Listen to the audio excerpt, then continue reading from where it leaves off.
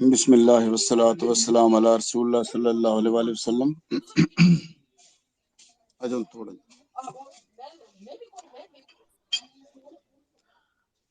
آج کی تلاوت کرتا آیات اور تفسیر جو بیان کیا ڈاکٹر صاحب نے ماشاءاللہ، ان کو دیکھا جائے تو جو کرکس ہے کہ میسج کیا ہے اور اس سے حاصل جو ہے جس کو ہم کیپچر کریں اور اس کو زندگی کا حصہ بنائیں اور اپنے ایمان کو اور ازادگی دیں، تو جو پہلی آیت ہے 259، اس میں بنیادی طور پہ فکر و عقل کی حدود کا تعین کر دیا گیا کہ انسان جو ہے اس کی فکر اور عقل کی پرواز کہاں تک ہے۔ اور جو دوسری آیت ہے 260 سورہ بقرہ کی، اس میں دراصل اطمینان قلب کی تعریف اور ایمان کی ازادگی کی بات کی گئی ہے۔ اچھا، اب ان دونوں واقعات چونکہ ایک ہی یعنی توحید کے اوپر ہیں اور دونوں توحید کی دلالت ہیں، تو اس کے ساتھ اگر دیکھیں تو تین ایسے واقعات ہیں جن کو ساتھ ساتھ ان کو جو دیکھا جا سکتا ہے۔ پہلا واقعہ جو ہے اگر وہ دیکھیں اصحاب کہف کا، تو قرآن پاک میں یہ تینوں بڑے واقعات ہیں جو ایمان کی مختلف جہتوں کی ترجمانی کرتے ہیں۔ اب اگر اصحاب کہف کو دیکھیں تو انہوں نے دراصل رب کریم کی رحمت اور اپنے ایمان کی درستی کا اظہار کیا اور ان دونوں کو بچانے کے لیے رب سے پناہ تلاش کی۔ اس کی وجہ یہ تھی کہ وہ رب کریم کی وحدانیت پر ایمان لائے، اس کا پرچار کیا اور اس بات کا اظہار کیا کہ لوگ دوسرے معبودوں کو کیسے پوجتے ہیں، وہ کیسے ان کو خدا سمجھتے ہیں، کیا لوگ ہیں۔ تو ان کو جان اور ایمان کو بچانے کے لیے پناہ تلاش کرنا پڑی، اور انہوں نے وہی پناہ تلاش کی جو اصل ہے، اور وہ رب کریم کی پناہ ہے۔ جان اور ایمان کو بچانے کے لیے ہجرت اور ظالموں سے دور ہونے کی اجازت اور رب کی پناہ مانگنا سنت بن گیا۔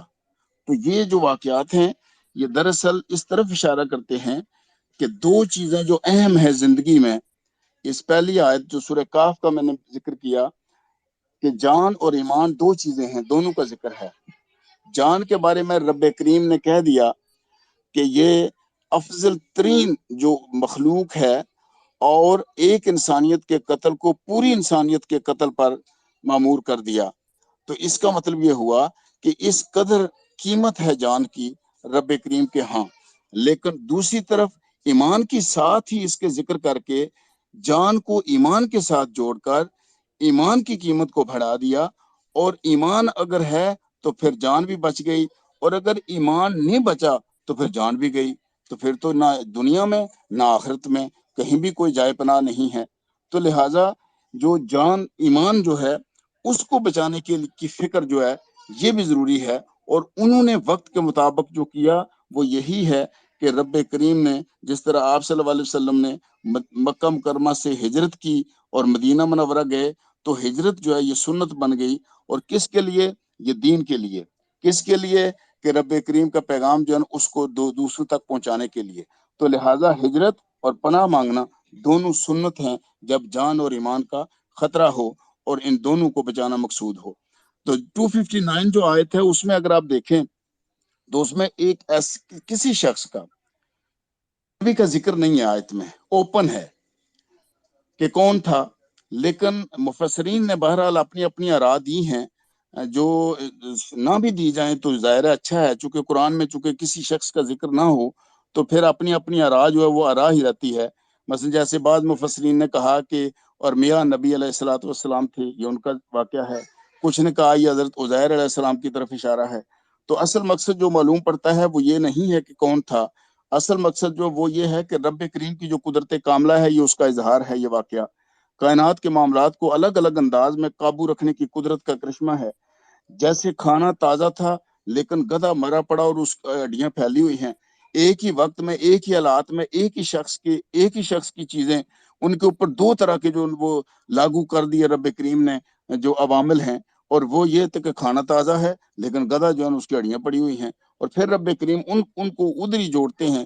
تو اس کا مطلب یہ ہوا کہ یہ فکر و عمل جو ہے، فکر اور عقل جو ہے، یہ ان دونوں کی بات ہے کہ انسان کی فکر اور عقل کے انسان سوچے کہ یہ چھتیں پڑی ہیں، یہ کس طرح سے آباد ہوں گے، کیسے آباد ہو سکتے ہیں.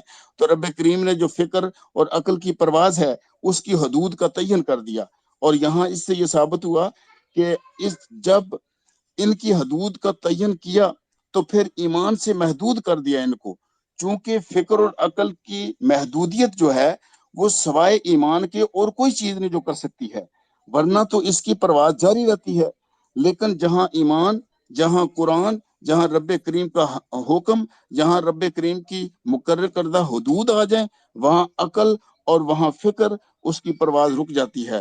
لیکن یہ یاد رکھیں وہاں سے آگے ایمان ہی اپنی پرواز جاری رکھ سکتا ہے، ورنہ عقل 100 سال بعد زندہ ہونے کو مشکل سے ہضم کر پاتی ہے.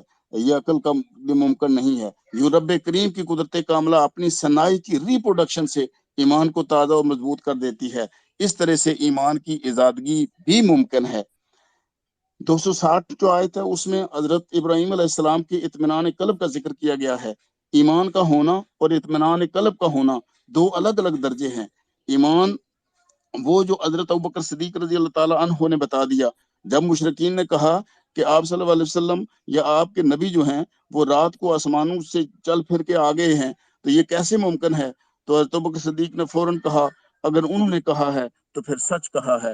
یہ ایمان کا درجہ ہے جس میں کوئی دلیل نہیں ہے، جس میں کوئی عقل نہیں ہے، جس کو سوچنے کی ضرورت نہیں ہے. جہاں حجت تلاش کی جائے وہاں کچھ نہیں بچتا.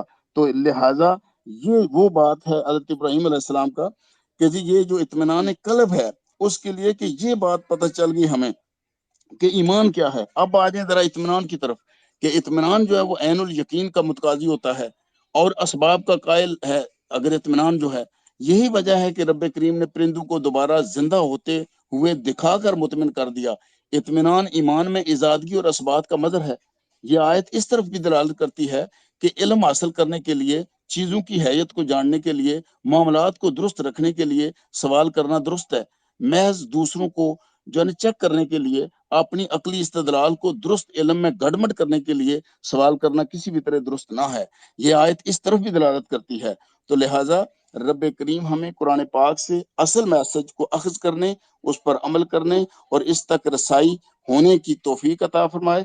اور رب کریم ہماری زبانوں کی لغزش جو ہے اس کو معاف کرے اور ہمیں ہمارے اپنے دنیا میں جو معاملات ہیں ان کو بھی درست رکھنے کی توفیق عطا فرمائے اور ہماری آخرت جو ہے اس کو بھی درست رکھنے کی ہمت دیے رکھے اور ہمیں دنیا میں بھی لوگوں کے ساتھ عزت کے ساتھ رکھے اور دوسروں کی عزت اور تکریم کی توفیق دیے رکھے.